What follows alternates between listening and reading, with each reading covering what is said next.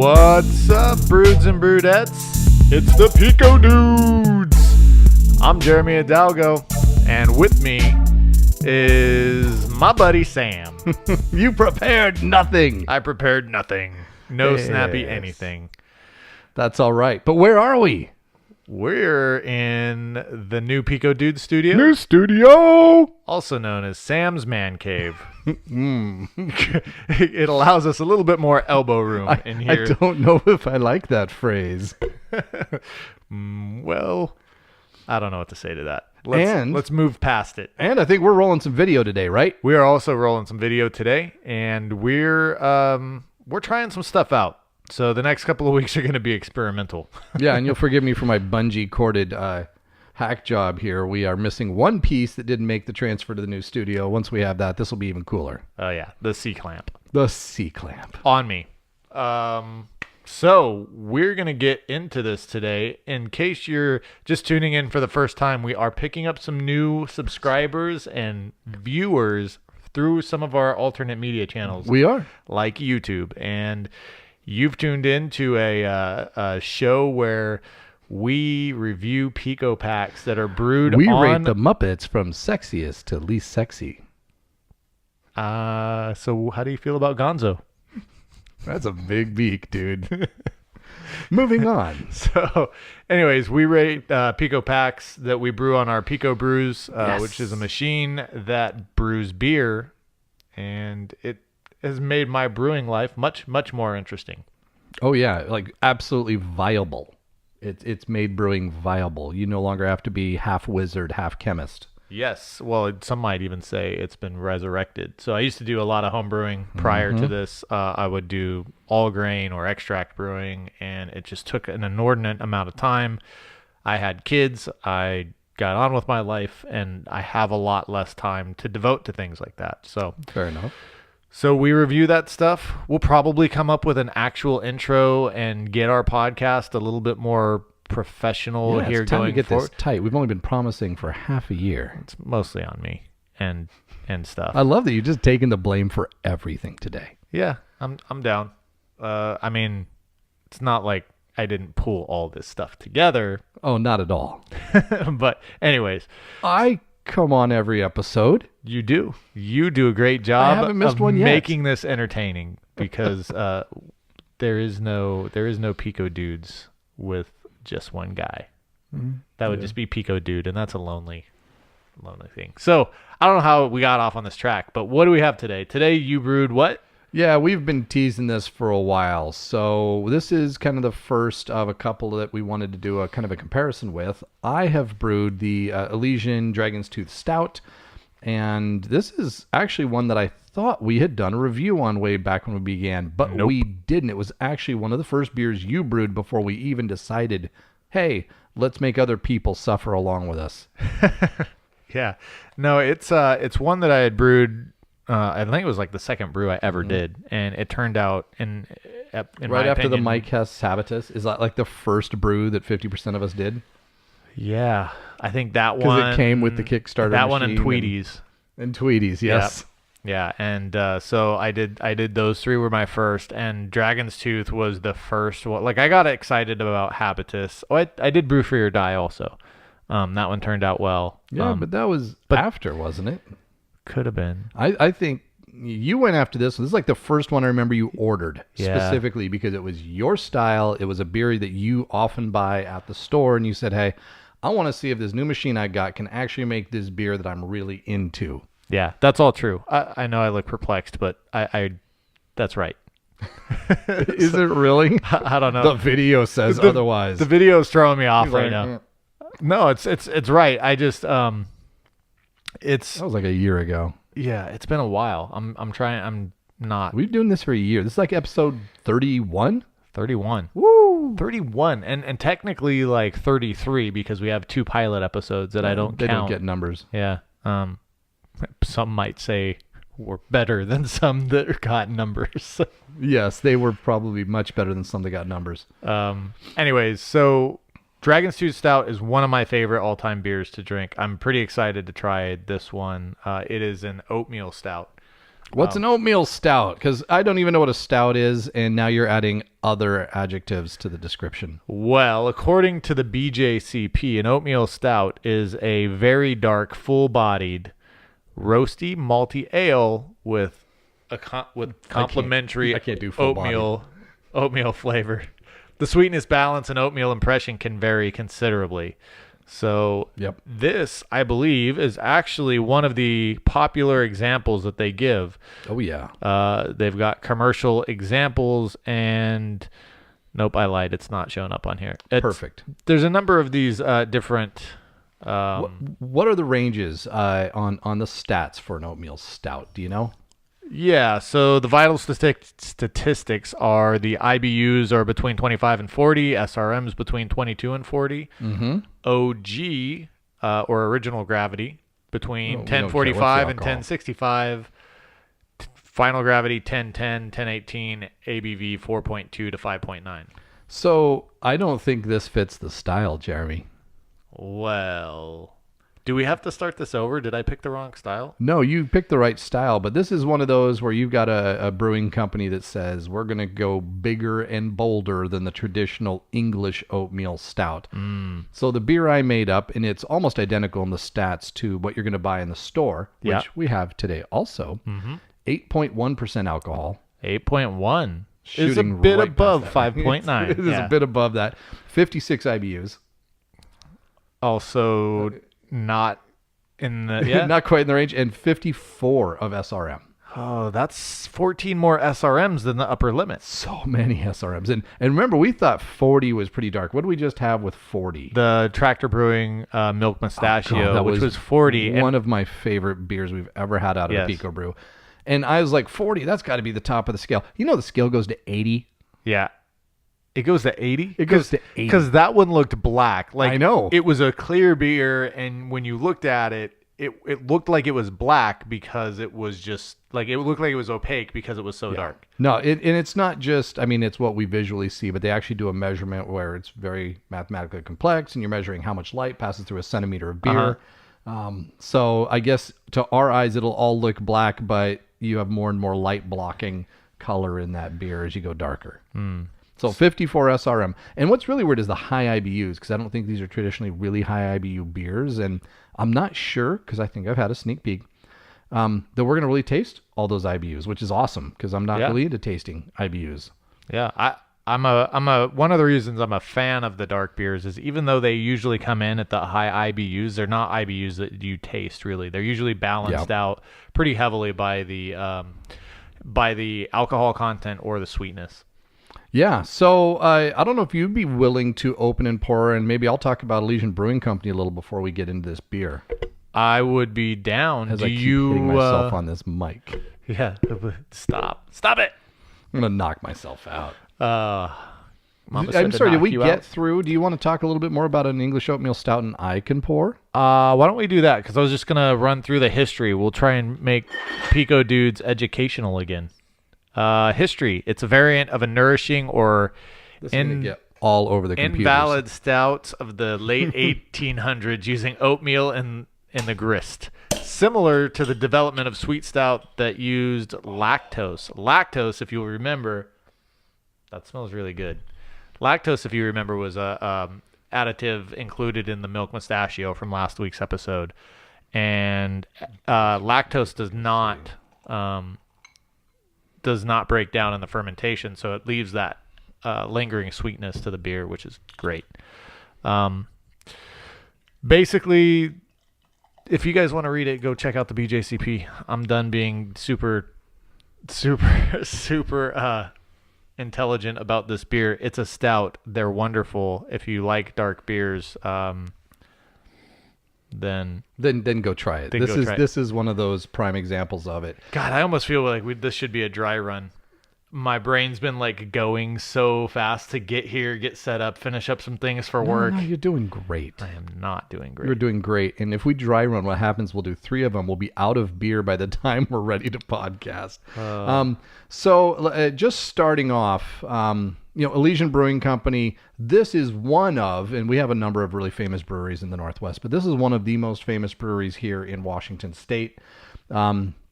And I think part of their popularity is twofold. It's how present they are physically, and I'll talk about that in a minute. Cool. And how present they are in our grocery stores and our restaurants here in the Pacific Northwest. So, Elysian Brewing Company, they were started back in 1996 on Capitol Hill, a fun little district here in Seattle. Yep. A year later was when we started building out downtown, and we added in like a Planet Hollywood and GameWorks. GameWorks. They, a year in, were selected to come be the brewery and pub inside that GameWorks in downtown Seattle. So that was 1997. That was kind of their big lift. That got Elysian really rolling.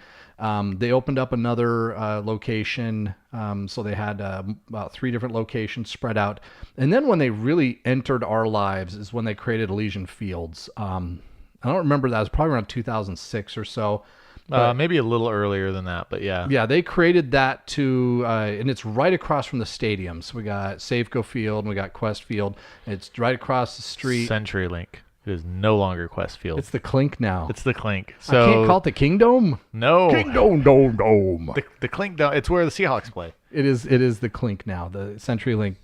I've had some good times at Elysian Fields. Oh, me too. And, yeah. I mean, that place is massive. 400 people. It's just huge open floor plan. And so anyone who goes to sports in Seattle has probably had one or more days or evenings at Elysian Fields.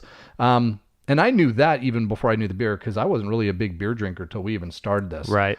And then the second piece, you can go to any grocery store around here and you're going to find Space Dust, Dayglow, Immortal, Dragonstooth Stout, Men's Room Red. These are the big beers that Elysian makes that are on in every grocery store and on most menus that you go to. And they're all really good in their own style. The other thing is they've actually got a production facility right near where we work. So we have a number of breweries down near where we work in the south area of Seattle, but one of them is Elysian, and I can always smell when they're emptying the mash tuns. There's just this wonderful malty smell of cereal and grains in the air, and we don't pick up when they're doing any of their hops or anything. Yeah. It's just I think they're cleaning out the mash tuns outside. It's hard to smell it over the homeless. the line of 28 RVs city that are broken down and then the 100 tents behind them. You're never sure if that's hops or feet, and you don't want to take a big enough breath in through your nose to figure it out. I love that. And I think the one thing, a lot of brewers, especially in that home brew community, the small brewery community, kind of lost their way with Elysian because Elysian, they were one of those small breweries made big. And then in 2015, they sold out to Anheuser-Busch. Yeah, but they're still pretty good. They're still awesome, but they are part of big brewery now. And you'd be surprised how many of these breweries you think might be local or small breweries have actually, Busch is one of the ones that have bought a lot of, is Red Hook Anheuser-Busch now too? I thought they were bought out too. So yeah, they might have been InBev. Yeah, so you have this couple conglomerates that so many of these now belong to. But you know what? They still make great stuff. What we're starting with here, and if you've got video, you actually got to see me pour. You got to see the big giant head that kind of grew out of that and now has kind of died down to the right size on the beer. We have a very dark beer here, so I don't know if you would say it's any darker than that other one we had. It all looks black to me. Yeah, it's really hard. It's really hard to tell because... But I think where you can see it is in the head. Is because you get that darker head off of that actual darker beer. Yeah, and I'm wondering if that has to do with the lactose that was added into the milk stout because it was a lighter colored foam on that one. This one is just definitely a more tan head on it, and it is in accordance with the style, sort of a thick, persistent. It was. Yeah. And so, anyways... And this one, as you can see, it's in a bottle. I know it's clear. I keep these in a very dark place. Don't worry. I like the clear bottles because I can see as I use them for beers. I can see if there's stuff left over. Sure. And, because I do a pretty deep cleaning process, but every once in a while you had too many and you didn't rinse it out right away and it sat for a couple days in the heat. And what? You don't have that. Never done that. I will say this one, there's no contaminants. No, it's got the right. So... I carbonated it naturally, so sugar in the bottle, rack to the bottle, close the bottle. That's a beer. This one's good. It's not bad. It's definitely not bad. So, and I even told you, well, this is the one, and some of you may have heard a few episodes ago that I said when I racked it, I've got in the habit now because especially with our packs that come with a ton of dry hops, what I find is I get about 4.5 liters out of those. And the dry hops, I think, are soaking up a lot of that liquid because when I pull them out, that's especially on one of those massive packs that's bursting your little triangle box, I find that they're just massively heavy and weighted down. You know that's the liquid that was there because it was light and dry when you shoved it in. Right. And I'm getting 4.5 to 4.75. So my 5th bottle, I'm only getting filled up to about here. So when I finish and I'm done in my brew keg, I have been going from a brew keg to a fermentation vessel, a bucket. I will add an extra about 1/3 of distilled water. And obviously the hops didn't soak up as much this time because I had extra. So after I got 5 full bottles of it, I had about 1 glass extra and I just poured it in. It's uncarbonated, of course, because it's just done fermenting. It's very, very, very light carbonation to it. Do you add, like when you're done brewing, do you take the leftover liquid from your step filter and put it into the... Okay. I do. I don't always remember to do that. I have a way of kind of holding it and pouring it. But by the way, your grain soaked up liquid too. Oh, yeah. That'll be dripping for a while after you brew. So what I ended up doing was I poured it in a glass. It was uncarbonated. I took a taste of it. And then I took it and I sat down at my computer and I just did fantasy football. Oh, you're already going for seconds. Oh, this is good. I did some fantasy football and I sat there and I drank what to me was the most delicious chocolate milk I'd ever had until I had Jeremy's milk stout. Yeah. And this isn't as good, but it's still a good beer. So why don't we describe, because we're going to compare it to the real thing. We got to bottle the real thing here. But why don't you start with what you're getting on that nose? Here we go with another pour, show the camera. That's a nice little... I zoned out for a minute. Did you tell people that you actually used the 1450 on this? I did not. See, I was keeping that in the bag. But I'm sorry. So did I let the yeast out of the bag? I completely forgot. Guess what? I had mentioned I've been doing reclaimed yeast. We got that 1450 for the Stingray IPA a few episodes back. Every beer since, I have used that same yeast. Not like the same, you go to the store and buy the same kind, but the exact same yeast. So when I'm done and I have completely racked from my fermentation vessel into my bottles, there's all the crud left at the bottom there. All your trub and all yeast that. Cake. And I will pour a little bit of distilled water in there and I will swirl it up and then I'll pour it right into the next beer that is just finished brewing. It is just cooled. The wort is just cooled down and it's ready for the yeast. So instead of adding a smack pack or adding a dry yeast, I just swirled that stuff up, poured it in. And we've noticed it imparts a certain character to all of our beers. And I think on an IPA, it's not a good character. I think on something like this, it's a really good character. Yeah, I'm really interested to compare this to the commercial version because the 1450 on this, I don't get some of the flavors that we were picking up those on apple the other pies and those cobblers and which by the way is not a bad flavor. No, just different. It just knocks It's it unexpected. off from its original no recipe. one expects the Spanish Inquisition. Yeah. Sorry, go on. So, I hope somebody got that. There's somebody who's laughing right now. I think with this one, isn't that like a Monty Python reference or something? It is like a Monty Python reference. With this one, it does a good job of smoothing out maybe the IBUs on it. It really does. I get very little bitterness out of this. Enough that it isn't overly sweet, but it's not like Yeah, and it's not an upfront bitterness. No. It's more of a bitterness that hangs around on the finish. It is a finish bitterness. Yeah. But what's nice is it kind of cleans you off instead of leaving that cloying feeling in your mouth. Makes you ready for another sip, as you can tell, because we can't stop sipping it. Man. So you got on the nose, because it's got that 1450 in it. Lends a little bit of sweetness, I think. But I think that was also this dark malt. Yeah, I can smell a roasty flavor, like a roasty aroma to this, like a roasted malt very heavily, almost like a molasses, or like kind of a burnt sugar, just a little bit. It's got chocolate and it's got roasted barley, which is what I think you're picking up. Yeah. So out of that malt, pale and Munich, which are pretty much standard in almost all of these dark beers, that chocolate or another type of dark malt, which is standard and is given it SRM here. But then roasted barley and rolled oats. Rolled oats. That's kind of interesting. And then bittered with Magnum, and they've got Cascade and Centennial on the finishing hops. Magnum are the really big hops. Those are the really big hops. They're too big for me. Anyways, I don't even want to know where to go from there. And you've got, they're described as, and I'm just reading this off Elysian's website. It pours a deep midnight black with a tan head. Agreed. Smells of coffee and dark chocolate.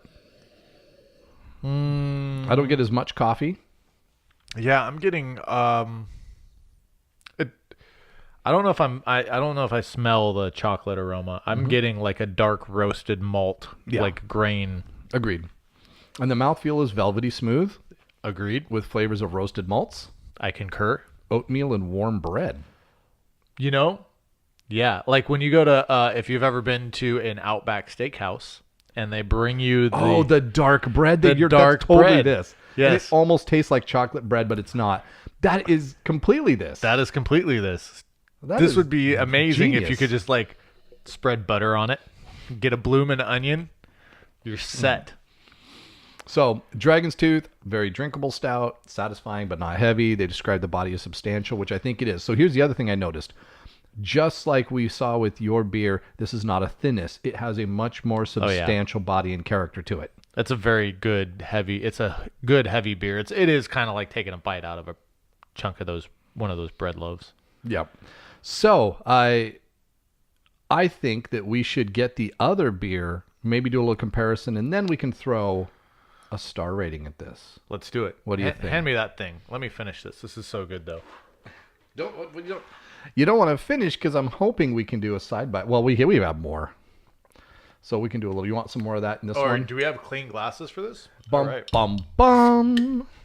Imperial. I got myself a giant Darth Vader Magnum, 2-liter growler or whatever liter growler, and I want to do an Imperial Stout in it. I just thought that'd be a lot of fun. So that would be awesome. What have I just done? Did you just contaminate my... Nope, that's yours. Yeah. I gave you more. This is also you. This is also you, so you can have your cool little rogue dead guy. So, yeah, this is... and I'll show it to our people here who are watching us. But I went to Walla Walla, really for a wine tasting trip, but did some beer stuff while I was there. How can you not? We're the Pico dudes. And we're the Pico dudes. And while I was there, I found because I always go to the farmer's market. When's the local farmer's market? I want to get fresh veggies to cook up. I want to get some snacks. I want to see what people are making. And there was a stand there that was taking bottles of beer and chopping off the top, rounding, so totally smoothing everything off. With a ninja sword? With a ninja sword. And creating glasses. So this is really used to be a bottle of Dead Guy Ale, and you can see that. On the back is the whole description. It's even got the UPC code on the side. Just like the bottle, because it is. It is the bottle. Yeah. And what's neat, though, is they turn it into a glass, and I can't wait till I actually get to drink a Dead Guy Rogue Ale out of it. So that will be cool. They actually sell a kit that you're supposed to be able to make those with Yourself? on Amazon. Really? Yeah, yourself. We might have to try that. Might be a future Pico Dudes episode. All right. So how do we want to do this? You want to kind of compare some aroma. We show them right. how it pours on yours. So let's start with the color. I'll hold up. The one in my hand is the one that I made. That looks pretty spot on. The one in your hand is, yeah. This one is the commercial version, just like we have the bottles lined up here. Yep. The head is maybe very slightly darker on the Pico on the one Brew I made, version. yes. Slightly darker. Now, keep in mind, I also don't cold crash. Yeah, I think there's also a fair bit more carbonation in the commercial version. So I may have shaken that bottle up by accident, too. did you? I think Oh, it's... no, yeah, we do have a lot of carbonation. Yeah, there's... Right. So this is...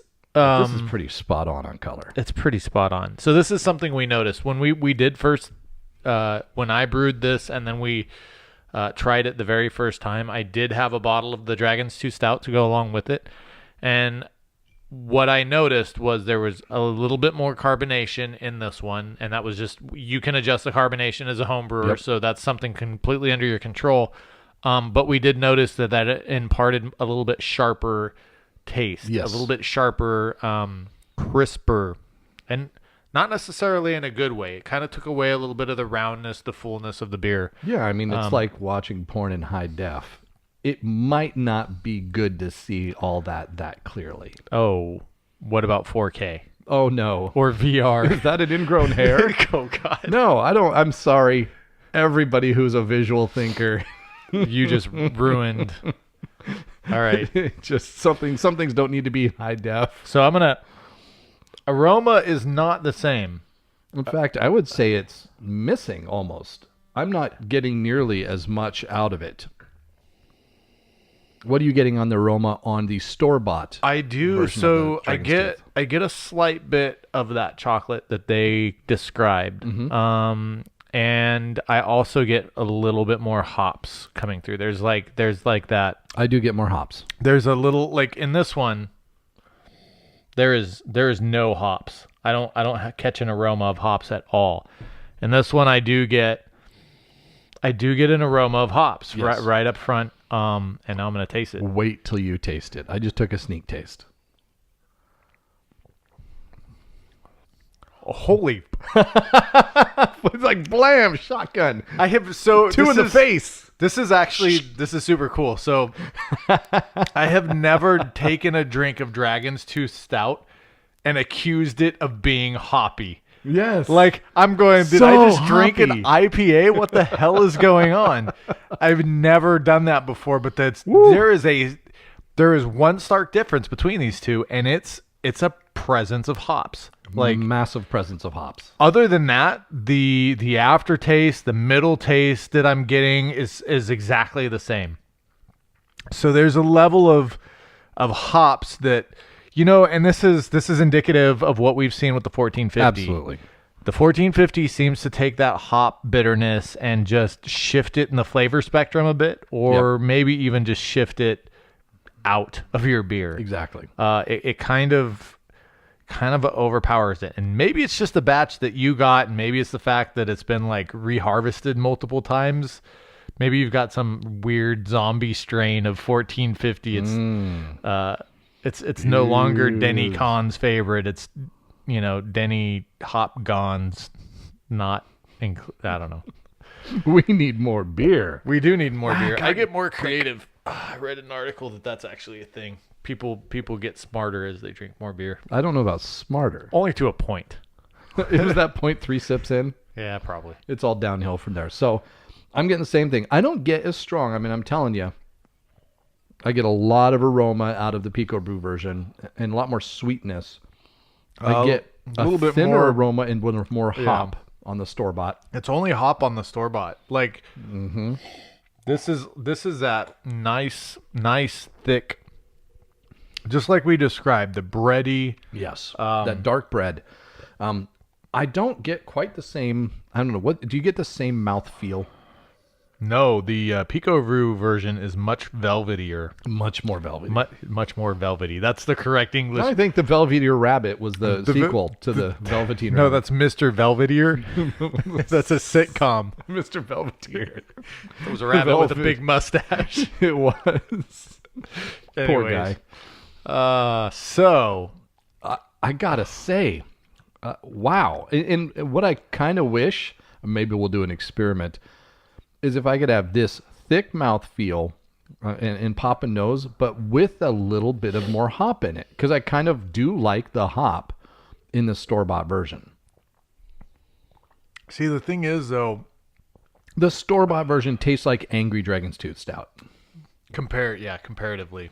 Yeah, this one's giving you a dirty look. It's It doesn't feel as drinkable, though, because I have it's more bitter. a lot more bitter. And I don't feel like I could just sit here and pound this. No, and that, so the thing is, though, is like when you drink this beer as a standalone, your taste buds don't object quite as They don't much. know. I know, They but don't so know. when It's you Plato's drink cave. this one, They've yeah. never been exposed to things beyond shadows. When you drink this one though, Yeah. this is really good, and I keep coming back to this. So if I'm comparing these two, like, we'll give this one a star rating, and we'll forget the fact that it's a commercial beer. It's a good commercial beer. Still one of my standbys. I will pick one of these up at least once or twice a month and drink it. When I'm crying about my fantasy football team. Oh, come on, everybody on my teams. Same. Let's I had all dudes get getting hurt kicked in out and getting hurt, and anyways. I'm down draft picks from the second and third round already. That's tough. So these two beers compared to each other are different. They are. It's nice when you're comparing things for them to be different. Yeah. So this is a big difference between when I first brewed the Dragonstooth. I think they were much closer. They were much closer. I you would brought say it into work, didn't you? I did. I brought both the bottle trying it. and the keg of this in, And they were a bit closer. They were I would say probably 85 to 90% there. Mm-hmm. These are probably about 70%. Yep. So this one lacks the body and the mouthfeel that I want from this one. When you say this Sorry, the commercial version lacks the body and mouthfeel. The body and mouthfeel that I get from your Pico Brew version. But and the Pico Brew version lacks what I want with regards of the hoppiness. But I think that's a byproduct of the yeast that you used. And this very well might be the Pico Brew version, a better example of an English oatmeal stout, because they're not supposed to be 56 IBUs. That's not how they're traditionally made. If the IBUs and the flavors and everything that we're supposed to be detecting are based on the commercial version, I would say the IBUs that we're getting in your Pico Brewed version are much less. Like half. Oh, it's like a 20-25 IBU beer. It tastes it's a huge difference between the two. So I got still both very good, but but I like the Pico Brewed version better, and this is the second time in a row. For this beer, for the Dragonstooth, you've done it once. I've done it once. Yep. We've both had each other's, and both times we've said, if I'm picking a beer to sit down and drink, I'm taking the Pico Brew version over the commercial version. Yeah. I actually think the alcohol is probably higher in the Pico Brew version. So as I the back part of the tasting, sugar I added. Yeah, it's at the back part of the tasting. Oh, wait till we get to the Monk's Uncle Triple that I did. I thought I screwed up the Pico pack, so I took the carbonating sugar and I just added it in and let it ferment. That stuff is hot. It's like, anyways. You didn't do any gravities on that, of course. No, but I should have. That would be neat to have a system that did that for us, that actually measured true alcohol versus what it's just supposed to be. Well, if only we could get like another sponsor, like the Tilt. Ooh, I heard the Tilt is pretty cool. I know that pretty cool. There's some people on the Facebooks that have been using the Tilt and kind of bragging about it. Seems like... Yeah, so that's super cool. It would be good to get our hands on one of those. The other thing is you can get Andy Lusk actually posted something in the Pico Brewers forum where you could go pick up We miss you, Andy. You could go pick up like I don't know. I'm going to mess up the word, so I'm just going to say it's a device that you can look at that will tell you the ABV of a beer. Yeah. It can't know. It needs to know original gravity to know. Well, you use it prior. Oh, like okay. So that makes more sense to me. Yeah. Okay. So and it's on Amazon. Did you see what I just did? I did. I Did pulled you just mix the two? I pulled a little beaker. That's good. You lack the requisite hair for beaker. I do. I'm going to follow suit. Still not as good as the milk mustachio. Yeah. But honestly, it's not far behind. I was going to be, I think I'm about a 4 1/4 on the Pico Brew version of it. That's not bad, is it? No. You get a little more of that mouthfeel. Oh my God. Still got that hop. See, that's the better of the 3 beers right there. That is the better of the 3 beers. So just go make a Pico Brew version, mix it with bottles from the store, and what you have is a third beer that's like this weird Frankenstein that's like, I'm awesome. So if this is the Angry Dragonstooth Stout, and this is just the Pico Brew Dragonstooth Stout, what did we just make? Puff the Magic Dragonstooth Stout. Oh. Dude. Puff the Magic Dragonstooth Stout gets a 4.5. Yep. The commercial version gets a 4, and I'm with you at the 4.25 on the Pico Brewed version. Absolutely, man. Yeah, I will probably not make this one again. I mean, you gave it a 4.25, but you won't make it again? But here's what it's up against. That milk mustachio is what I kind of want to see if I can make, because it's so good. It is really good. If you guys go buy the milk mustachio Pico pack. This is the car with the V6, and it can be a ton of fun, but that was the same car with a V8 and better brakes and better shocks. And even though the first one is an Alfa Romeo Giulia, the Quadrifoglio is just, why would you go back and drive the Giulia? Even a TI. You wouldn't. You wouldn't. You'd want the Quadrifoglio. So that's why I'm saying I probably won't brew this again. If you haven't brewed either, I would encourage you to brew both. Yeah, because people taste things differently. Tastes are different. Yeah, tastes are different. You may vehemently disagree with all of our assessments. The thing we're trying to do is show you what we came up with. You have permission. Tell you how we got there, and more importantly, just have fun. Heck yeah. Yeah. So. Oh, and did I tell you I got a brew bag? You got a brew bag? I got a brew bag. So I have really not been as happy with my last few beers. Mm-hmm. And not just because of the 1450, though. I don't think it's just because of the 1450. I think part of it is because we redid our floors, and I didn't want to put a cooler full of water on the floor anymore. So I stopped putting my beers in a cooler full of water. Being insulated by the water so that you had a lot less swing in the temperature variation. Yeah. And instead, I was just fermenting in my house at whatever temperature the house goes to. And if you check my Pico Firm, yep, bang, bang, bang, and like my house, like goes, how many degrees though? How many degrees? My of house variation? will change 8 degrees in 15 minutes in the morning. But do your brews change? They were. That my brews well? were going 6 to 7 degree swings, and they were doing it in about half an hour increments. Yeah, that's rough on the yeast. It's horrible on the yeast. It tortures them. And even the last one, like when I did the milk mustachio, so I've got the brew bag and I keep it in my basement, basically. And I had right next to the bodies. Yeah, right next to them because they help insulate. You use water. I go Dexter style. Anyways, you're using dead serial killers? Yes. I mean, that's and not plastic. Like, easy to find. And rolls of plastic. Those are really not in the aisle at Home Depot. I just shove them in the brew bags, and then I put a bunch of brew bags around another brew bag. It's like altered carbon style. There we go. Let's put a sleeve around it. Yes. And so you've been keeping it down there, and you've had a really consistent temperature. Yeah, so the best one I've had has been, right now I've got 3 that are fermenting, and they've been maintaining within 1.5 degrees. A lot has to do with the weather. You look like you're going to say something. I was. But the milk mustachio didn't vary more than 1 degree. 2 degrees, sorry. 2 degrees on that. Mm-hmm. And I think that is one of the things where if you want to improve the way your beer turns out, the taste of your beer, the cleanliness, the sharpness when you're drinking it, that is the first thing you can do is control your fermentation. Especially for you Pico brewers.